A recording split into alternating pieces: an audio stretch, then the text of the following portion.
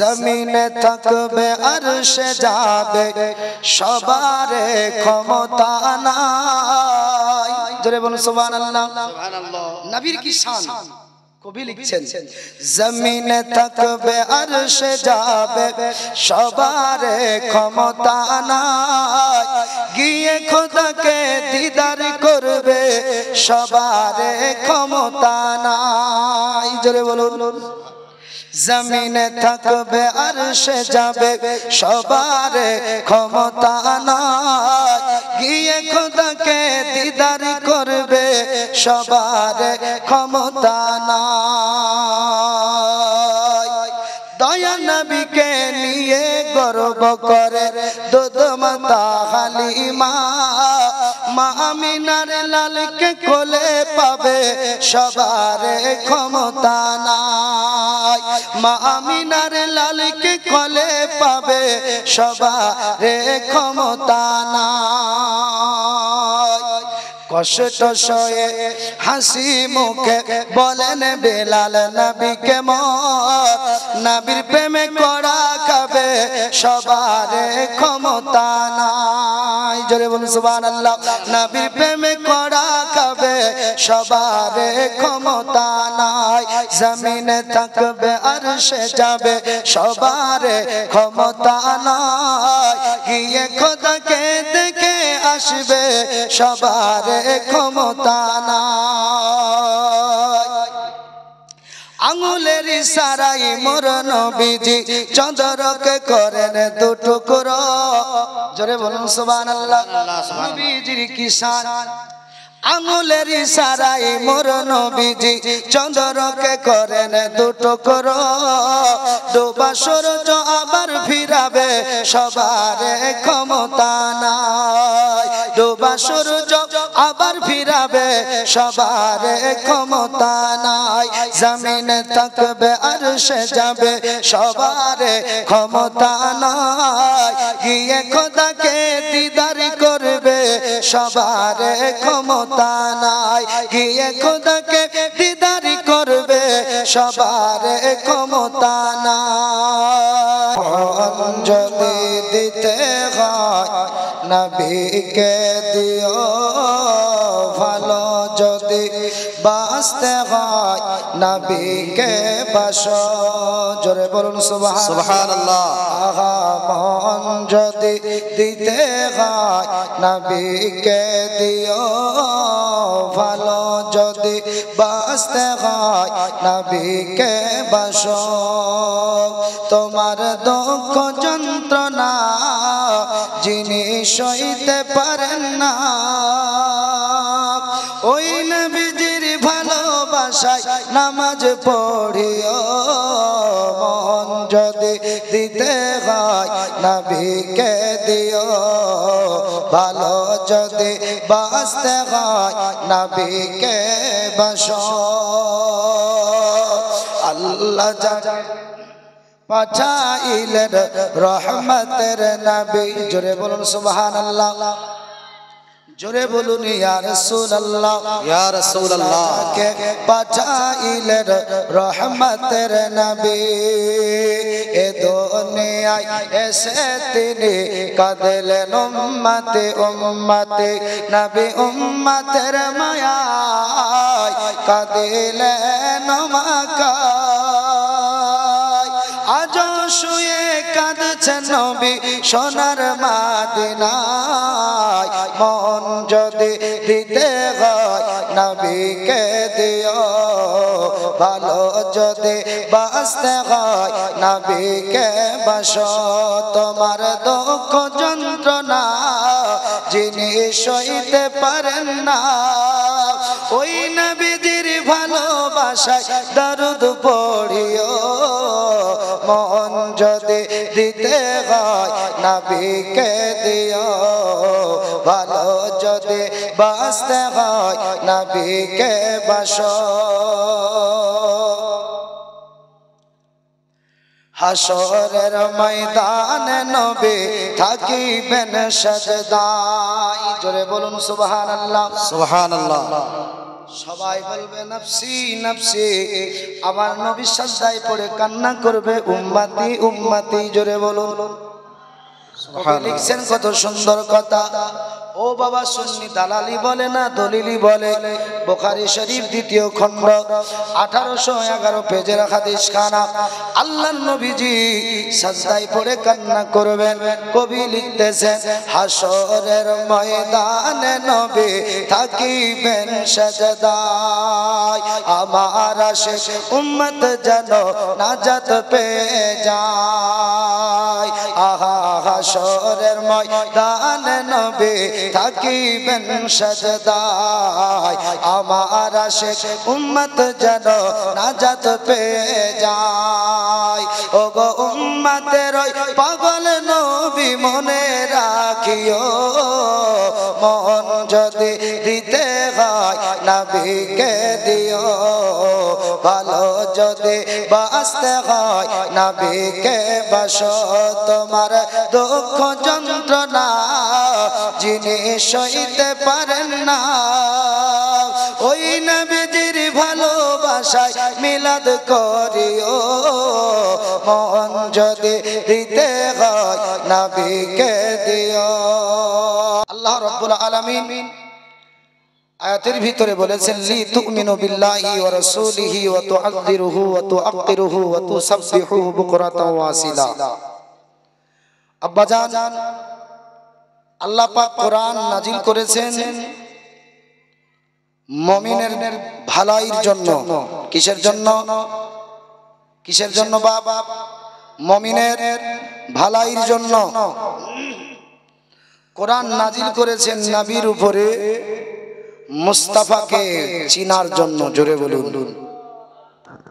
আজ আল্লাহর জমিনে আল্লাহর নিয়ামত ভক্ষণ করার পর যদি আল্লাহর নিয়ামতকেই না বুঝি, আল্লাহর নিয়ামত সম্পর্কে যদি জ্ঞান না রাখে, আল্লাহ কোরআনে পাকের ভিতরে বলছেন 29তম পারা, সূরাটির নাম সূরা মুলক। আল্লাহ রাব্বুল আলামিন বলছেন আল্লাযী খালাকাল মাউত ওয়াল হায়াতা লিয়াবলুয়াকুম আইয়ুকুম আহসানু আমালা। আল্লাহ পাক বলছেন তোমার হায়াত তোমার মউতকে আমি আল্লাহ সৃষ্টি করেছি, লিয়াবলুয়াকুম আইয়ুকুম আহসানু আমালা। আল্লাহ পাক বলছেন শুধু তোমার সুন্দর আমলগুলো আমি আল্লাহ যাচাই করার জন্য। জোরে বলুন সুবহানাল্লাহ।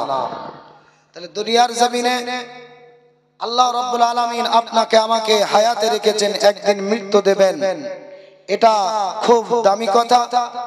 কেননা মৃত্যু থেকে পৃথিবীর জমিনে কেউ রেহাই পাবে না। আল্লাহর কোরআন বলছে আইনামা তাকুনু ইদরিকুমুল মাউত ওয়ালাউ কুনতুম ফি বুরুজিম মুশাইয়াদা। আল্লাহর কালাম বলছেন তুমি যদি লোহার পিজরার ভিতরে ঢুকে যাও, মৃত্যু তোমার কাছে যাবে যাবে যাবে। জোরে বলবেন না একবার সুবহানাল্লাহ। তাহলে বোঝা গেল মৃত্যু থেকে কারো রেহাই নেই, মৃত্যু থেকে কারো ছাড় নেই। আব্বাজি মুসলমান, এই মৃত্যু আসার পূর্বে আল্লাহর জমিনে আল্লাহর নিয়ামতকে আমাদেরকে বুঝতে হবে।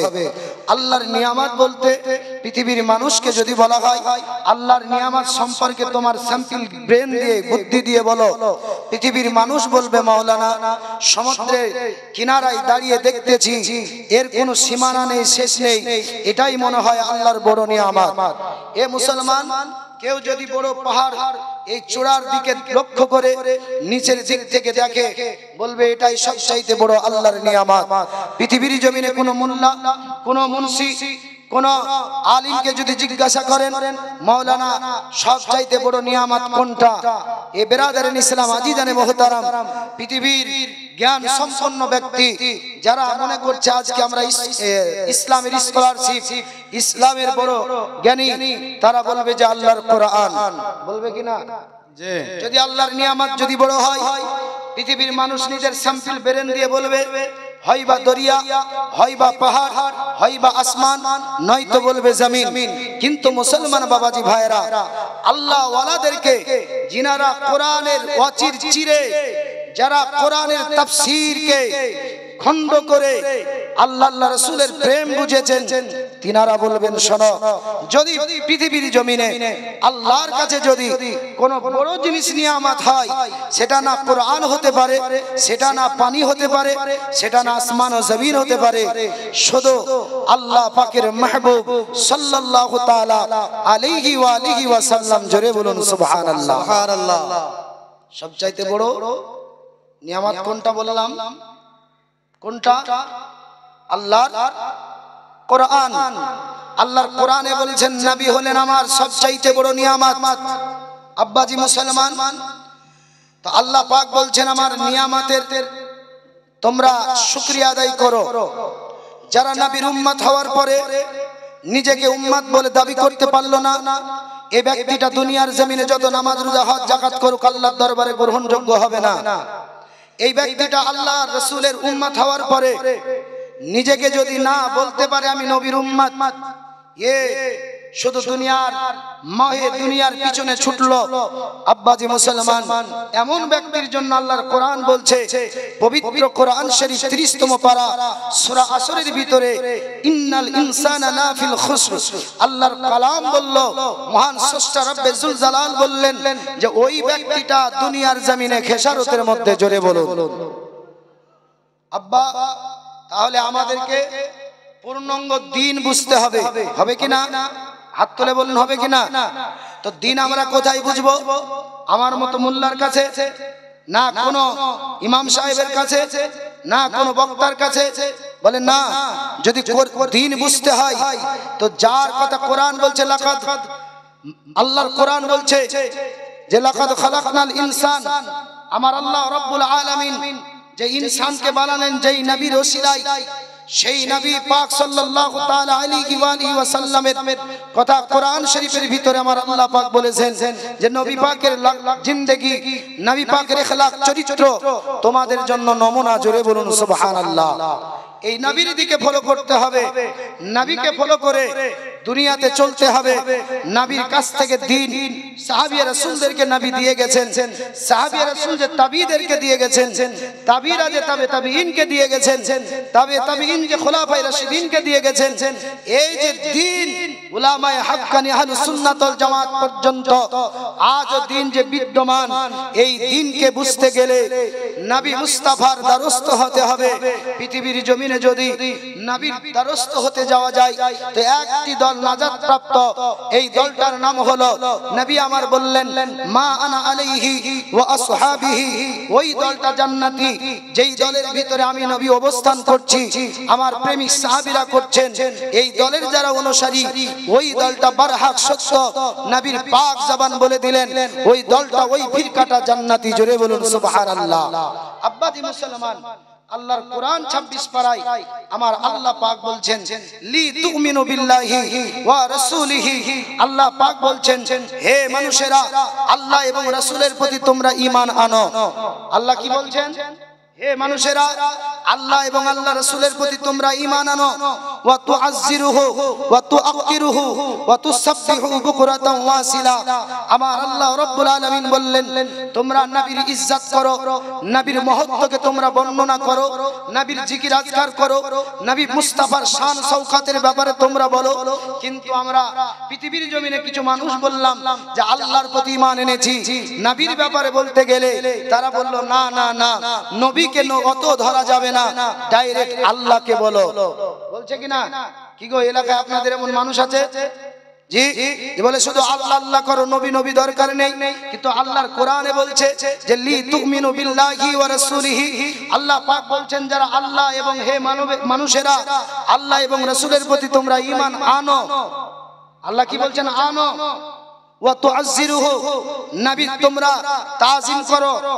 এখন যদি নবীকে আমরা তাজিম করছি তো কিছু মোল্লা বলছে এরা বিদাতি। কি গো? কিছু মানুষ বলছে এরা বিদাতি। আল্লাহ পাক বলছেন কোরআনে নবীকে তাজিম করো, ওয়া তুআক্কিরুহু ওয়া তুসাব্বিহু বুকরাতান ওয়া আসিলা। আল্লাহ পাক বললেন নবীর মহত্বকে তোমরা বর্ণনা করো, নবীর জীবন আদর্শের আলোচনা করো, নবীর তাজকিরা করো। হে বিরাদরিন ইসলাম, আমার আল্লাহ পাক বলছেন অতঃপর আমি আল্লাহর তোমরা সকাল সন্ধ্যা গুণগান করো। জোরে বলুন সুবহানাল্লাহ। 5 ওয়াক্ত 5 ওয়াক্ত এই নামাজ আল্লাহর গুণগান কিনা? কি গো, আল্লাহ বলছে সকাল সন্ধ্যা আল্লাহ পাক বললেন আমার গুণগান করো। সঙ্গে নবীর মুহাব্বত, নবীর তাজিম।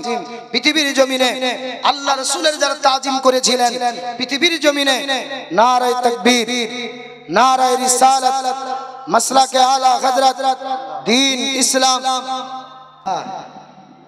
আল্লাহ রাসূল সাল্লাল্লাহু তাআলা আলাইহি সাল্লামের প্রেম, নবীর তাজিম, নবীর গুণগান স্বয়ং স্রষ্টা বলেছেন, কোন মোল্লা বলেন নাই। জোরে বলুন।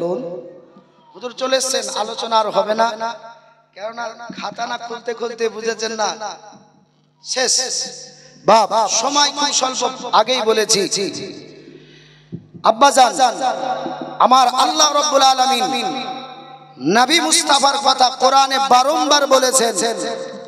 দুনিয়াতে নামাজ, রোজা, হজ, যাকাত, তেলাওয়াত, তাসবিহ যতই করুন না কেন, যদি ইশকে রাসূল, হুব্বে রাসূল, নবীর প্রেম যদি আপনার এই সিনাতে না থাকে, যাহা কিছু করেছেন দুনিয়াতে, নবীজির হাদিস তিরমিজি, সমস্ত কিছু বরবাদ হয়ে যাবে। বোঝা গেল? প্রথম কাকে ভালোবাসতে হবে? আল্লাহ, আল্লাহ রাসূলকে। শুধু আল্লাহকে ভালোবাসলে, আল্লাহর প্রতি ঈমান আনলে হবে না। আল্লাহ নিজেই বলছেন যে মাইয়ুতির রাসূল ফাকাদ আতা আল্লাহ, যারা নবীর ইতিআত করলো ফাকাদ আতা আল্লাহ, সে ব্যক্তি আমি আল্লাহর ইতিআত করলো। জোরে বলুন সুবহানাল্লাহ।